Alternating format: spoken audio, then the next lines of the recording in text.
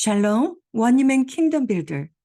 제가 몇 달간 몇 개 인터내셔널 샤봇 집회들 준비와 행사들을 인도하느라 시간이 부족한 가운데에서도 원유맨 킹덤 빌더 워치맨 분들을 위해서 너무나도 중요한 하나님의 어젠다, 타임테이블인 절기 시리즈를 계속 올릴 수 있도록 힘을 주신 아바 아버지께 감사를 올려드립니다.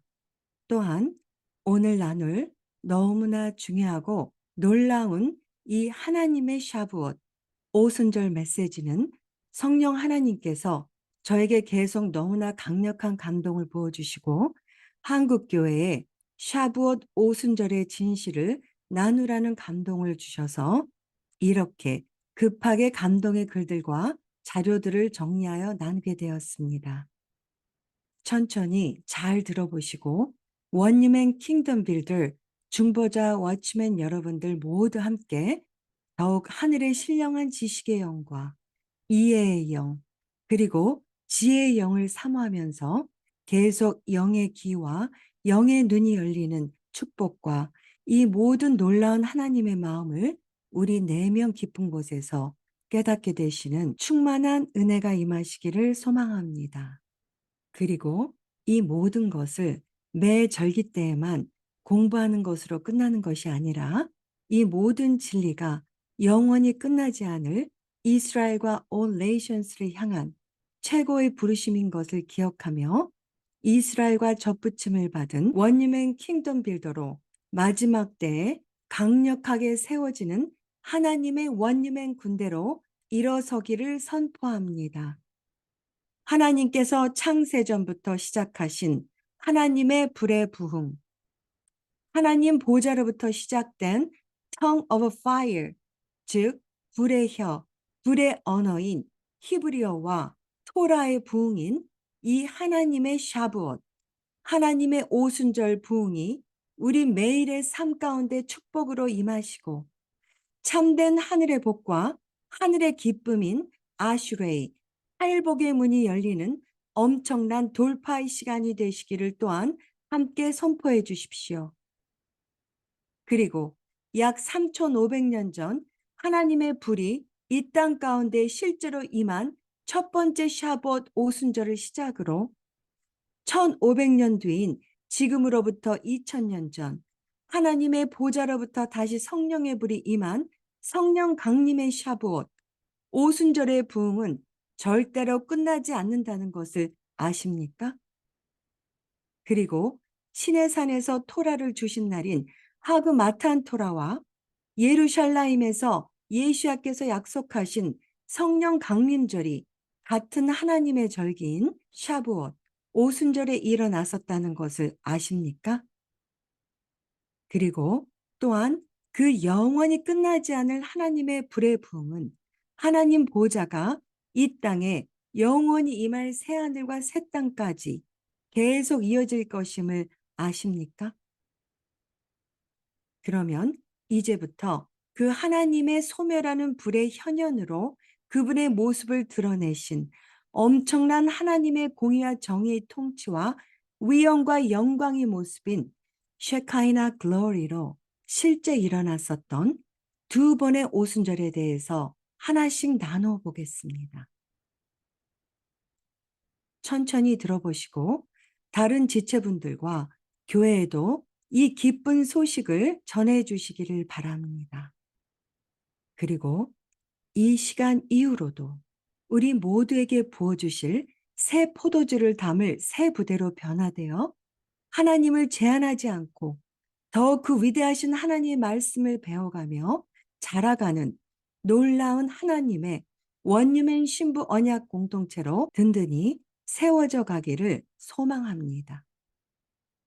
그리고 하나님의 불의 부흥이 일어났었고 앞으로 동일하게 일어날 샤브엇, 오순절의 불의 언약 가운데에서 영적인 그리고 실제적인 문이 열리며 돌파되어 개인과 가정 그리고 공동체 가운데에서 이 엄청난 하나님의 불의 부흥의 시작과 끝인 하나님의 오순절의 행전들이 계속 일어나기를 선포합니다. 자, 여기서 제가 오늘 나누고자 하는 가장 중요한 제목의 질문을 여러분들께 드리겠습니다. 왜 정통 유대인들과 교회들은 하나님의 불의 혀, 불의 언어로 하나 되는 하나님의 불의 부흥의 오순절에 하나가 될 수 있을까요? 그리고 교회들이 하나님의 불의 언어인 히브리어, 토라 안에서 이스라엘의 원유민으로 접붙여져 메시아 예슈아가 인류의 메시아, 그리고 그들이 기다리고 있는 메시아임을 전할 수 있는 날로 함께 기념하는 공동 축제임을 아십니까?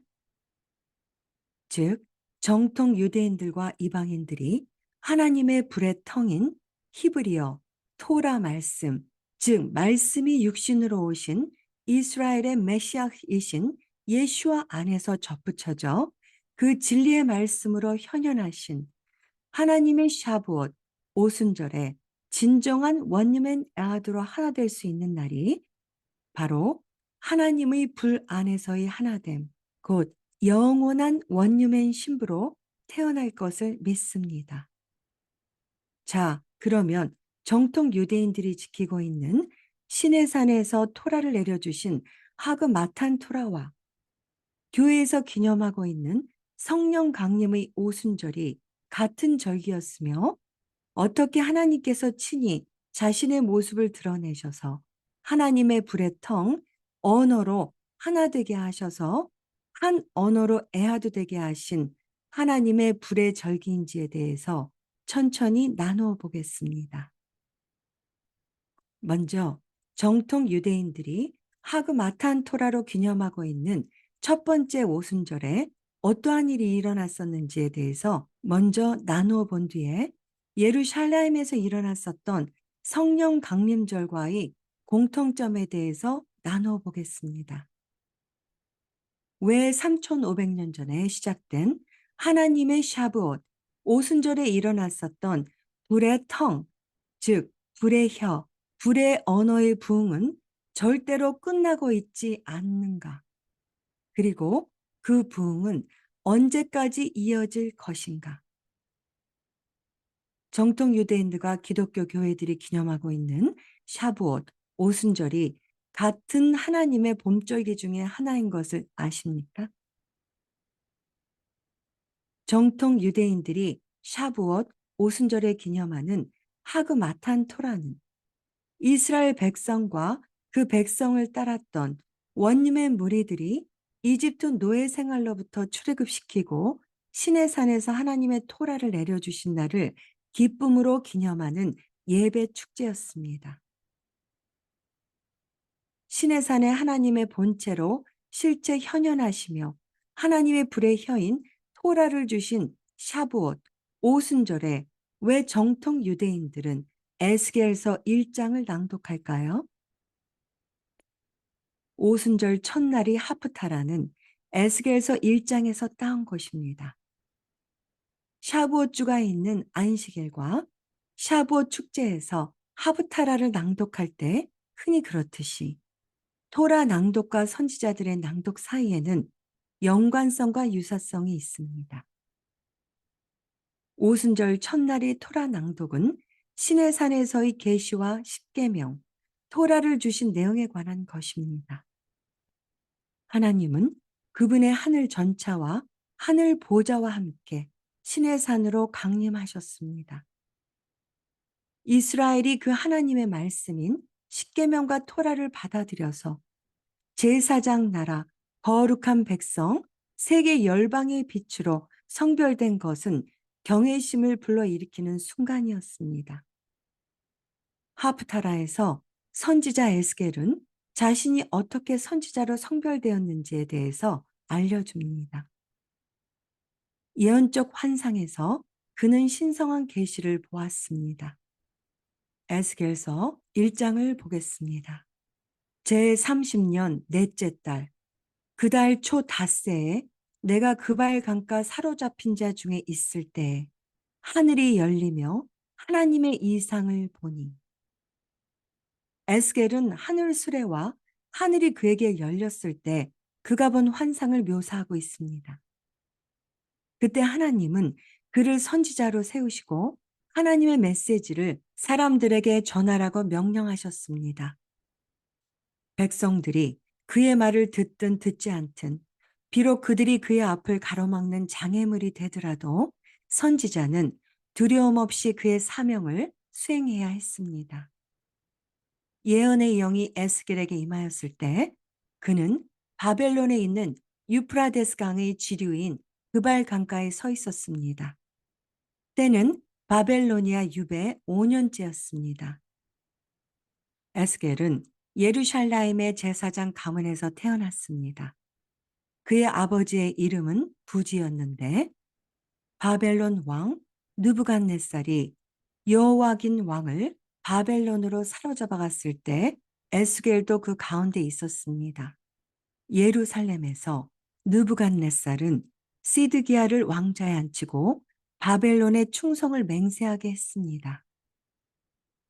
바벨론의 첫 유배자들은 포로 생활을 하면서 새로운 삶을 살았습니다. 에스겔은 그들 가운데에서도 유대의 정신을 살릴 수 있도록 노력하였습니다. 그러나 유다를 파멸로 몰고 간 우상 숭배의 행위는 포로들 사이에 깊이 뿌리 박혀 있었습니다. 정복자들의 널리 퍼진 우상 숭배가 곧 그들을 삼켜버릴 것이었습니다. 일부 포로들은 하나님이 그들을 바벨로니아 사람들에게 팔았고 토라를 지키는데 더 이상 의미가 없다고 생각했습니다.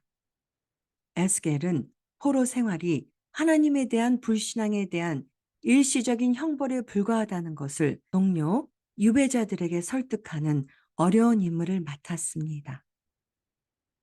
만일 그들이 신앙을 버리면 국가적으로 멸망하게 될 것이라고 경고하셨습니다.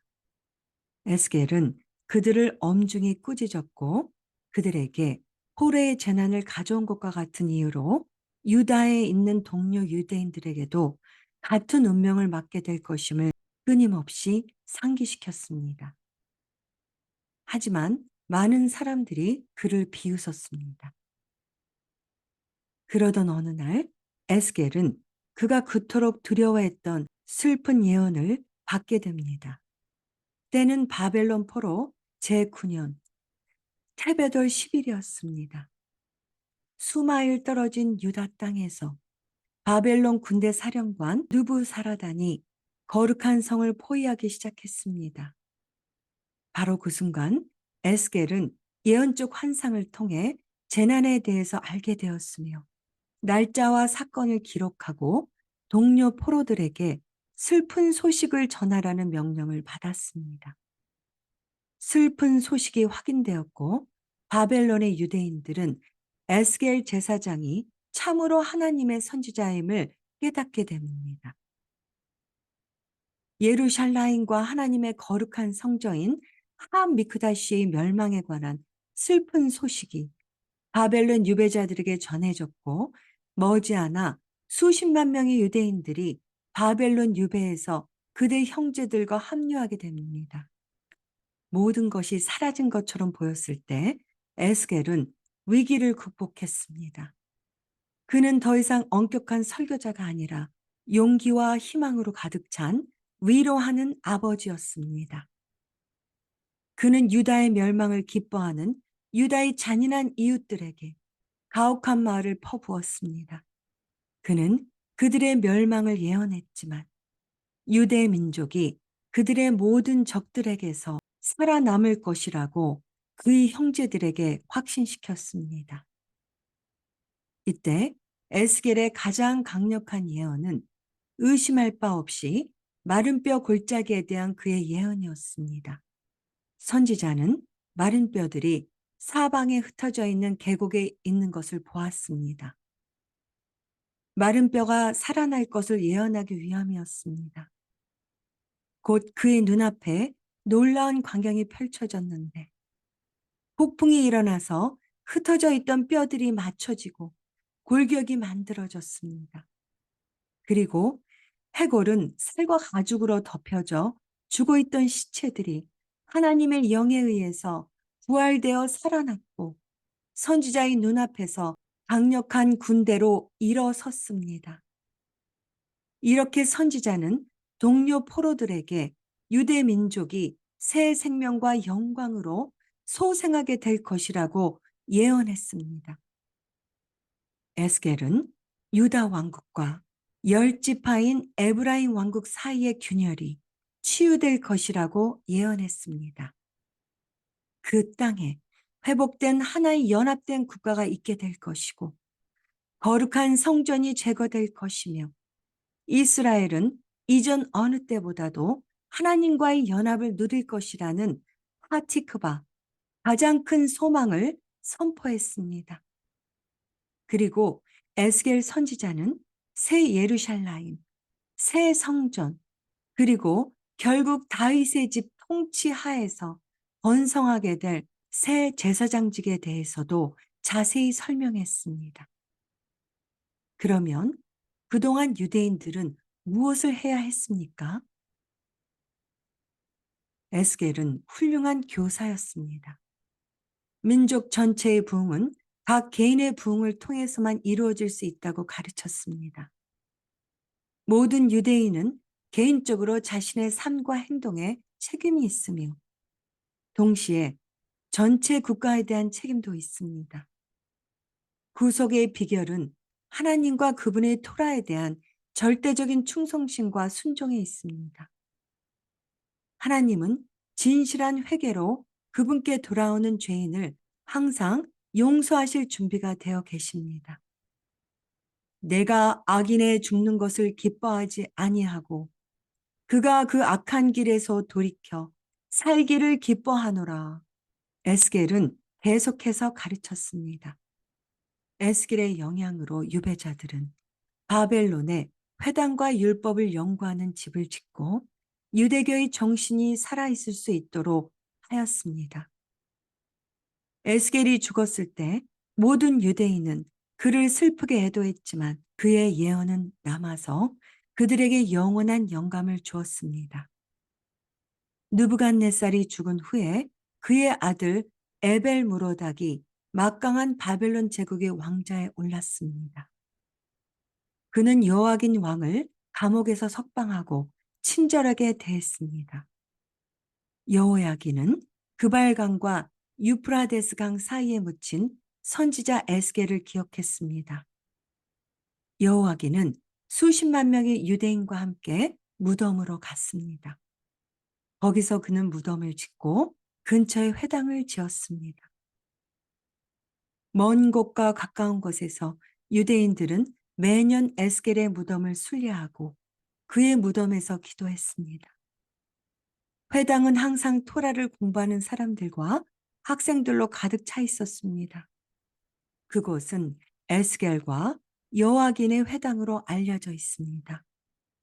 매년 속죄일에 선지자가 손으로 기록한 특별한 토라 두루마리를 그 회당의 궤에서 꺼내어 읽혔고 그곳에서는 수년 동안 영원한 빛이 계속 켜져 있었습니다.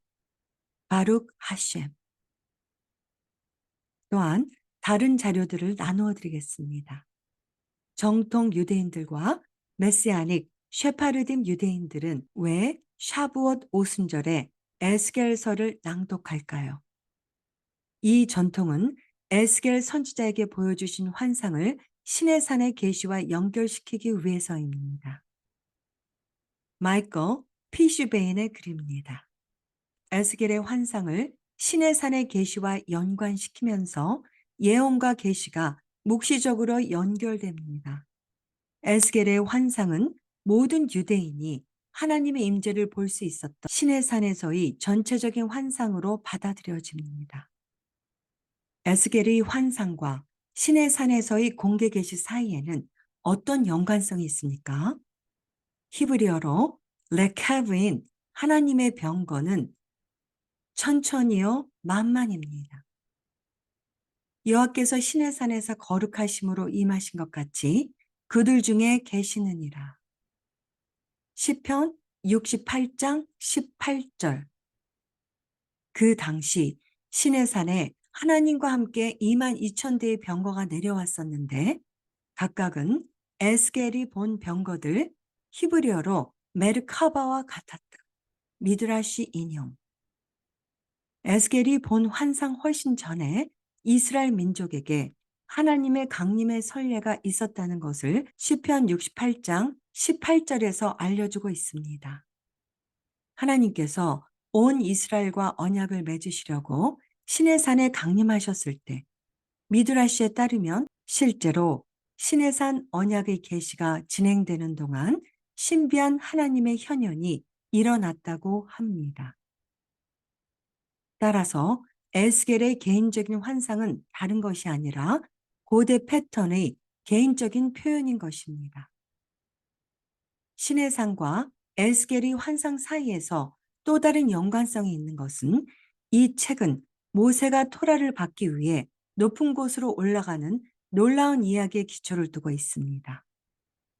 전통에 따르면 피스카, 마탄 토라, 라파티 20에서 우리는 신비한 항해자처럼 모세가 어떻게 하나님의 보좌를 대하고도 살아있었는지에 대해서 배우게 됩니다. 죽음으로부터 소화하는 천사들을 지나 모세는 보좌를 섬기는 천사들조차도 하나님의 처소를 알지 못한다는 말을 들었습니다. 그들은 여호와께서 그 처소에서 임하심이 복이 있도다 라고 말하였기 때문입니다. 에스겔서 3장 12절. 그리고 그는 또한 하나님의 면류관을 보는 환상으로 은혜를 받았고 보좌를 섬기는 천사들은 거룩하다라는 말을 3번 반복합니다. 이사야서 6장 3절. 그가 하나님의 보좌까지 알리야 곧 올라가는 정점에서 모세에게는 모든 우주의 궁창이 열리고 그는 하나님의 위엄을 보게 됩니다. 그러나 모세뿐만이 아닙니다. 하늘이 열리면서 온 이스라엘과 그 이스라엘을 따랐던 이방인 모두가 하나님의 영광인 쉐카이나 글로리와 맞이하게 되었습니다. 출애굽기 20장 1절의 나는 여호와니라 야훼 요드 헤이 바브 헤이 에흐예 아쉘 에흐예 라는 말씀처럼 시내산의 엄청난 진동과 번개와 천둥 가운데에서 시내산에 모여 있었던 이스라엘 민족 전체인 60만 명 모두가 하나님의 현현을 보고 죽을 뻔한 그들을 하나님의 자비로 되살리신 하나님은 그 나라가 계시를 받고도 살 수 있도록 120만 명의 천사들을 보내십니다. 각 사람은 두 신성한 존재의 지원을 받습니다. 각 사람이 그 환상을 보고도 견딜 수 있도록 한 천사는 그의 머리를 잡고 그가 경외심에서 벗어나지 않도록 다른 하나는 그의 심장을 유지시켰다고 합니다. 그러나 랍비 아바 바르 카하나에 따르면 이 천사들은 다른 목적으로 사용되었습니다. 그들 중 하나는 그의 허리띠를 메고 이스라엘 사람들 각자를 하나님을 향하도록 돌렸고 다른 한 천사는 그에게 하늘의 면류관을 씌웠습니다. 그리하여 천사의 도움으로 살아난 이스라엘 민족 전체는 엄청난 환상 가운데에서 토라를 받았다고 전합니다. 에스겔 1장에서는 가장 평범한 이스라엘 사람도 그 놀라운 때에 시내산에서 무엇을 보았는지에 대해서 밝혀주고 있습니다. 오순절 첫날의 낭송은 그 놀라운 사건을 아주 세세하게 상기시켜주고 있습니다. 이해할 수 없을 정도로 빛나는 환상은 에스겔서 1장 4절에서 28절까지의 묘사된 하나님과 하나님의 보좌, 그리고 내 생물에 대한 묘사와 시내산에서의 하나님의 현현은 엄청난 하나님의 쉐카이나 글로리의 영광이 내려왔었던 시내산에서의 하나님의 불의 혀, 불의 언어가 임했었던 샤브옷, 오순절에 대해서 알려주고 있는 것입니다. 창세전부터 동일하신 한 하나님께서 일으키신 샤브옷, 오순절에 일어난 하나님의 불의 붕의 역사에 대한 중요한 문헌들을 계속해서 나누어 드리겠습니다. 3500년 전 시내산에서 일어났었던 최초의 샤브옷 오순절에도, 성령 강림 때에 일어났었던 불의 방언이 부어지고 방언의 은사가 시내산에서도 일어났었다는 사실을 아시고 계십니까? 유대인의 전통에 따르면 시내산에서 하나님의 음성은 하나님 보좌로부터 나온 불의 혀로 70가지 방언으로 나뉘어져 나갔다고 합니다. 그분의 음성은 망치가 돌을 쳐서 튀어나오는 뜨거운 불꽃처럼 보였는데, 불꽃처럼 내려오는 뜨겁고 타는 횃불처럼 시내산에 나타나셨다고 합니다. 비슷한 전통에서는 하나님의 입에서 나오는 하나님의 음성을 불꽃으로 묘사하고 있습니다. 랍비 요하나는 모든 언어로도 말하는 하나님의 음성에 대한 전통을 전달했습니다. 창세기 10장에 따르면 세계의 나라들은 70개의 원래 가족으로부터 유래되었다고 믿습니다. 70가지 방언은 열방의 모든 언어를 뜻하는 관용어입니다. 토라는 출애굽기 20장 18절에서 모든 백성이 그 음성들을 보았다라고 말합니다. 여기에서 음성이 아니라 음성들이라고 말하고 있음에 유의하십시오. 그러므로 랍비 요하나는 하나님의 음성이 말한 대로 70 음성으로 나뉘어져 70 언어로 모든 나라가 이해할 수 있게 되었다고 말했습니다. 쉐몰 라빠 5장 9절. 그리고 랍비 요하나는 다음과 같이 말했습니다. 시편 68장 12절. 여호와께서 말씀을 선포하시니 이를 선포하는 자의 무리가 많음이라는 구절은 무슨 뜻입니까? 전능자에게서 나온 모든 말씀은 70개의 방언으로 나누어졌습니다. 안식일 88b, 사도행전 2장의 성령 강림과 함께 일어난 오순절 기적은 시내산에서 토라를 주신 이를 암시합니다.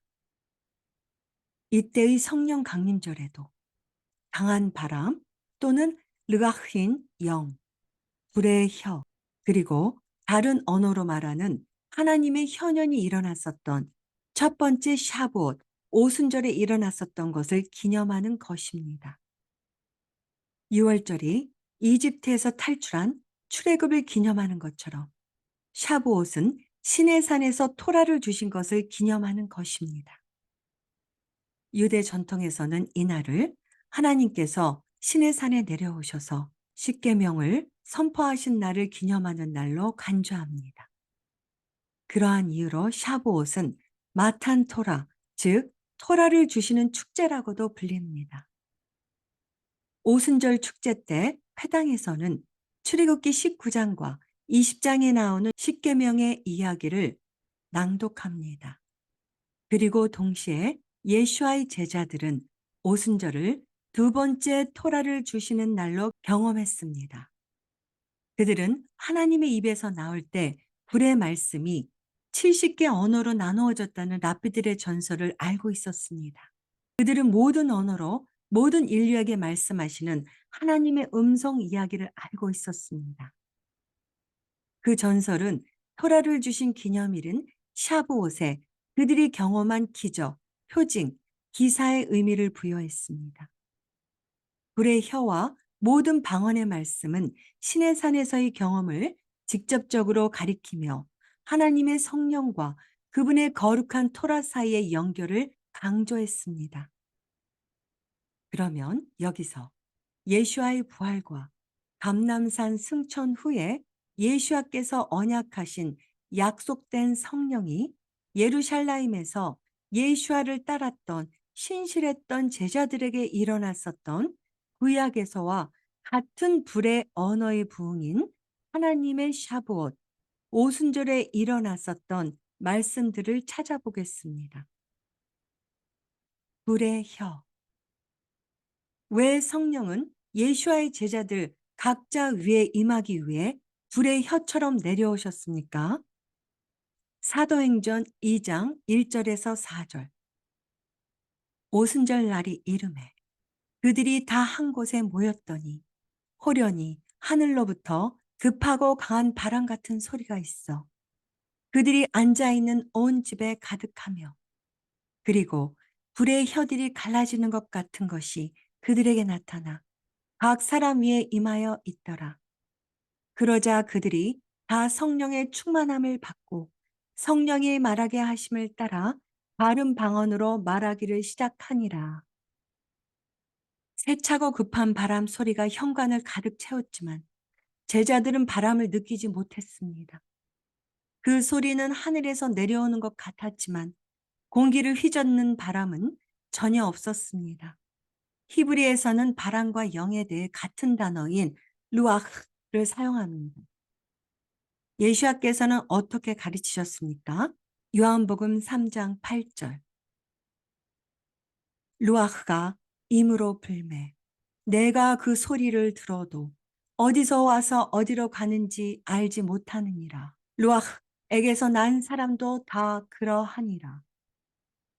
그 소리는 잠깐 동안 지속되었지만 급히 불어오는 바람 소리는 성전 뜰 전체에 이목을 집중시켰습니다.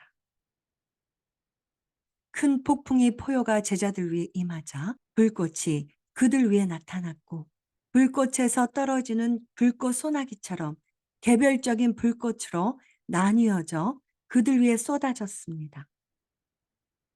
각각의 불꽃은 일시적으로 시야에서 사라지기 전에 개별 제자 위에 머물렀습니다. 불의 혀는 성령의 부여를 상징합니다.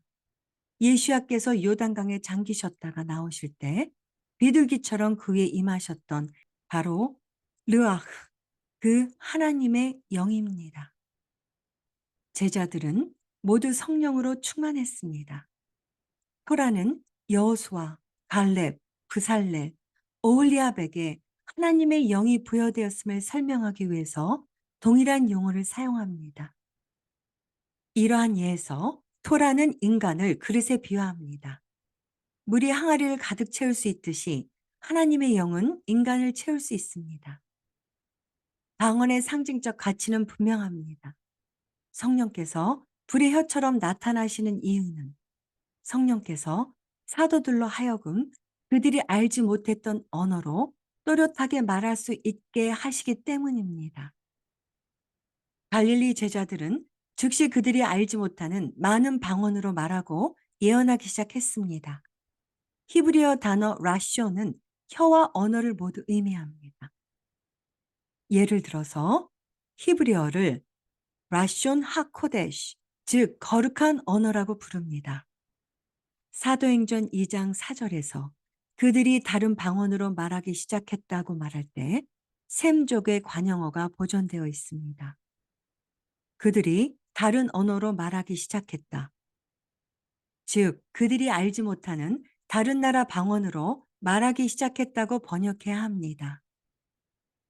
다시 말하지만 성서 히브리어에서 혀는 언어를 뜻하는 관용어입니다. 히브리어에서는 입술이라는 단어를 비슷한 방식으로 사용합니다. 히브리어로 사파는 입술 또는 언어, 방언을 의미할 수도 있습니다. 만일 누군가가 사도행전 2장 4절에서 방언을 언어라는 단어를 사용하기로 선택했다면 진정한 오순절의 부흥이 어떠한 부흥이 있었는지에 대해서 진실을 깨닫게 될 것입니다. 첫 오순절과 예루살렘에서 일어났었던 성령 강림절은 모두가 같은 하나님의 불의 언어, 불의 부흥이었던 것입니다. 그리고 마지막 때 하나님의 리바이벌과 Great Harvest에서도 똑같이 일어날 하나님의 보호자로부터 내려오는 불의 부흥인 하나님의 불의 혀, 불의 언어인 히브리어와 토라의 부흥인 샤브옷, 오순절을 통해서 하나님은 마지막 때의 구원을 이루실 것입니다. 이 하나님의 오순절이 예언적인 계시를 원리맨 킹덤 빌더에게 새롭게 열어주신 하나님께 감사와 영광을 올려드립니다. 하나님의 백성인 이스라엘과 all nations의 하나님의 나라로의 회복을 위해서 그리고 이스라엘과 열방의 원유맨 에하드로의 회복을 위한 길을 열어주신 진정한 하나님의 부흥이 이 오순절의 진정한 의미임을 깊이 깨닫게 되었습니다. 하나님의 불의 혀, 불의 언어의 회복을 위한 부흥이라는 것은 이스라엘과 온 네이션스의 하나님의 백성들이 하나님의 거룩한 땅인 예루살렘과 하나님의 거룩한 언어인 히브리어로 된 하나님의 거룩한 말씀인 리빙 토라의 말씀에 순종하며 하나님의 거룩한 백성인 이스라엘과 한 감람나무에 접붙여진 원유맨 에아드 신부 공동체로 세워지는 것임을 다시 한번 선포합니다. 그리고 하나님이 샤부엇, 오순절이 계시하고 있는 진정한 부흥이 입술로 말하는 언어인 하나님의 최초의 언어이며 에덴의 언어인 히브리어와 온 네이션스의 방언의 은사를 추구했을 것입니다. 자, 그렇다면 왜 성령 하나님은 예수와의 제자들 각자 위에 임하시기 위해 불의 혀처럼 내려오셨을까요? 하나의 언어. 바벨탑 시대 이전에는 모든 인류가 하나의 언어를 사용했습니다. 토라는 인간의 언어를 나타내기 위해 히브리어로는 사파, 즉 입술을 뜻하는 사파와 혀를 의미하는 라숀이라는 두 가지 단어를 사용합니다. 히브리어 관용구에서는 어떤 사람이 방언을 말하다고 말하는 것은 그 사람이 여러 언어를 말한다는 뜻입니다. 창세기 11장 1절의 히브리어는 문자적으로 온 땅이 한 입술이었다고 말합니다. 우리 사도시대의 저술가들이 언어에 대해서 히브리어 용어를 선택했다면 오늘날의 오순절 교인들은 입술로 말하는 것을 옹호했을 것입니다. 어떤 견해에 따르면 바벨탑에서 언어가 혼동되기 전에는 모든 인간이 히브리어를 사용했었는데 이 언어는 하나님이 천지를 창조하실 때 사용하신 언어였습니다. 랍비 문헌에서는 히브리어를 천사의 언어이자 거룩한 텅, 즉 거룩한 언어라고 부릅니다. 히브리어는 인류의 70가지 언어에 반대되는 한 가지 언어입니다.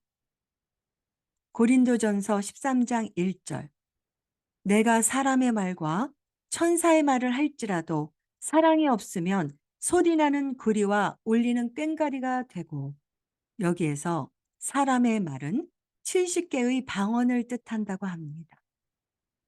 그리고 천사의 말은 히브리어를 뜻한다고 설명하고 있습니다. 유대 전통에 따르면 사람들이 바벨탑을 쌓고 인본주의로 하나님을 대적하려고 모의하자 하나님은 그들의 언어를 혼잡하게 하시고 민족들을 흩어버리려고 강림하셨습니다.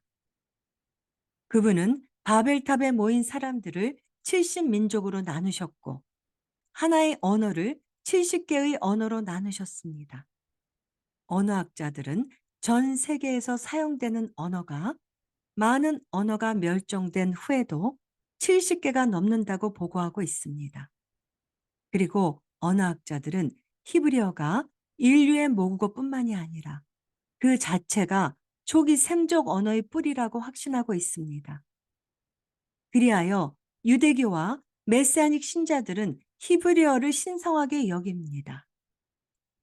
히브리어는 유대인들과 메시아닉 신자들에게는 로마 카톨릭 교회에 대한 라틴어, 그리스 정교회에 대한 그리스어와 같이 최초 성서로 쓰여진 성경을 이해하고 신앙의 정체성 회복에 있어서 가장 중심적인 역할을 합니다. 히브리어는 토라의 언어, 성경의 언어, 기도의 언어, 그리고 아람어와 함께 성경에서 사용하였던 우리 믿음의 조상들과 예수님께서 사용하셨던 우리 스승의 언어입니다. 토라의 계시와 메시아 시대의 좋은 소식은 흩어진 인류를 다시 한 왕국으로 한 언어로 모으는 것입니다. 전통에 따르면 하나님께서는 시내산에서 토라를 말씀하실 때 모든 인류가 그분의 부르심을 듣고 이해할 수 있도록 인류의 70개 언어로 말씀하셨다고 합니다. 사도시대, 즉 그 기적을 기념하는 날인 샤브엇 오순절에 하나님의 영은 사도들이 기적적으로 모든 언어로 복음을 선포했을 때 바벨탑에서 생겨난 언어 장벽을 다시 초월하셨다고 합니다. 모든 언어로 된 복음은 하나님을 대적하는 사단의 계략인 인본주의의 시작인 바벨탑 사건의 저주를 뒤집고 인류가 하나님 킹덤 안으로 돌아와 최초의 하나님의 언어이며 에덴의 언어였던, 즉 한 언어로 소통했었던 히브리어로 재결합하도록 촉구할 것입니다. 여호와께서 여호와께 반역한 민족들을 홍수로 땅 사방으로 흩으셨으나 메시아는 그의 택하신 자들을 그의 나라로 모으시기 위해서 다시 이 땅에 오실 것입니다. 그리고 메시아의 거룩한 도시인 예루살렘은 가증한 적그리스도의 우상의 상징인 바벨탑을 대신할 것입니다. 여기에서 정말 중요한 깨달음을 원리맨 킹덤 빌더에게만 나누어 드리겠습니다. 적그리스도와 진짜 메시아와의 가장 구별되는 특징을 나누어 보겠습니다. 주의 깊게 잘 들어보시기를 바라며 진정한 이스라엘과 온 네이션스의 회복이 이곳으로 인해서 좌우될 것임을 꼭 인지하시며 이번 오순절을 시작으로 매년 하나님의 뜻인 하나님의 나라와 공의와 정의 통치가 이 땅 가운데 임하는 진정한 하나님의 부흥이 임하기를 함께 기도하기를 원합니다. 진정한 하나님의 부흥인 Great Revival과 하나님께서 일으키실 마지막 때의 하베스트 임함을 위해서 원유맨 킹덤 빌더로 모두 함께 간절히 중보하시기를 선포합니다. 유대인들이 그들의 정체성과 히브리어를 버리고 기독교로 개종하는 것이 하나님께서 진정 원하시는 마지막 때의 부흥일까요? 아니면 유대인들이 그들의 언어인 히브리어와 토라 그리고 그들의 정체성인 그들의 유대적인 전통 가운데에서 예수께서 직접 그들의 베일을 벗기시도록 도우며 중보해 주실 것입니까? 하나님께서 그들을 올 네이션스의 거룩한 대제사장으로 부르셔서 거룩하게 구별하신 그들의 부르심 안에서 유대인의 메시아이시며 유대인의 왕으로 다시 재림하실 예수아를 발견하게 될 것입니다. 그리고 그 오리지널 신부인 렘넌트 유대인들에게 그들에게 오래 드리워진 신부의 베일을 예수아께서 직접 벗기실 것입니다. 그때가 바로 마지막 때 임할 하나님의 마지막 오순절의 부흥일 것임을 믿습니다. 그리고 열방의 나라들과 언어가 하나님의 거룩한 언어로 다시 회복이 될 하나님의 마지막 오순절이 곧 임하기만을 소망합니다. 오리지널 참 감람나무 안에서 자라는 얼마의 꺾인 가지들 대신 접붙임 받은 이방인들의 가지로 원님의 킹덤 빌더로 에하드 하나 되게 하신 하나님의 크신 구원 계획에 대한 말씀을 기억하십시오. 로마서 11장 11절에서 21절 말씀. 그렇다고 이스라엘이 넘어져서 영영 패망하였습니까? 결코 그렇지 않습니다. 하나님께서는 도리어 그들의 범죄로 이방인들을 구원하여 이스라엘이 그들을 보고 질투하게 하셨습니다. 이스라엘의 범죄와 실패가 온 세상 사람들에게 넘치는 축복을 가져다 주었다면 이스라엘 전체가 하나님께로 돌아올 때는 더욱더 큰 축복이 넘치지 않겠습니까? 나는 이방인 여러분에게 말합니다. 내가 이방인의 사도가 되었으나 내 직분을 자랑스럽게 여깁니다. 나는 어떻게 해서든지 내 동족의 마음속에 질투심을 불러 일으켜 그들 가운데 몇 사람이라도 구원하기를 바라고 있습니다. 이스라엘이 버림받은 결과로 온 세상 사람들이 하나님과 화목하게 되었다면 하나님께서 그들을 다시 받아주실 때는 죽은 사람이 다시 살아난 것과 같을 것입니다. 처음 익은 곡식가루가 거룩하면 떡덩이도 거룩하고 뿌리가 거룩하면 가지도 거룩합니다. 창 감람나무 가지 얼마가 꺾이고 돌 감람나무인 여러분이 거기에 접붙여져서 참 감람나무 뿌리에 양분을 함께 받게 되었습니다. 그렇다면 접붙임을 받은 여러분은 그 꺾인 가지들에 대해서 자랑해서는 안 됩니다. 아무리 자랑하여도 여러분이 뿌리를 지탱해 주는 것이 아니라 뿌리가 여러분을 지탱해 주기 때문입니다. 그러면 여러분은 우리가 접붙임을 위해서 가지들이 꺾여졌다고 말할 것입니다. 그렇습니다. 그들은 믿지 않았으므로 꺾여졌고 여러분은 믿음으로 접붙여졌으니 교만하지 말고 두려워하십시오. 하나님께서 원 가지인 유대인들도 아끼지 않으셨다면 이방인인 여러분도 아끼지 않으실 것입니다. 여기에서 적그리스도와 진짜 메시아를 구별할 수 있는 가장 중요한 단서를 다시 한번 나누겠습니다.